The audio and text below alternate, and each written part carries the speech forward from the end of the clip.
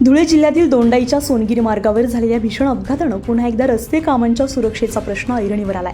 धुळ्याच्या सोनगीर दोंडाईच्या रस्त्यावर कारला भीषण अपघात झालाय। दोंडाईच्या सोनगीर रस्त्यालगत असलेल्या सोनले गावाजवळ ही घटना घडली आहे।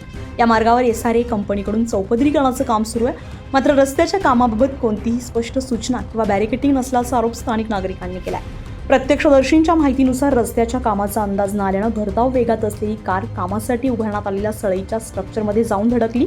अपघात इतका भीषण होता की कार अक्षरशः सळईमध्ये अडकली। ही घटना 10:30 वाजता झाली आणि रोडाच्या कामामुळे आणि त्यांनी माती टाकली नाही, त्याच्यामुळे ती गाडी रस्ता असं वाटलं की काही बॅनर वगैरे काही लावलं नव्हतं, डायरेक्ट सरळ गाडी पुलामध्ये गेलेली आहे। गाडीत 2 लोक होते, एक लेडीज होती आणि एक जेंट्स होता। दोघं नवरा बायको होते। गाडी हा अहमदाबादवरनं ते धुळ्याला जात होते। हा लेडीजला लागलंय, पायाला लागलंय, डोक्याला लागलंय।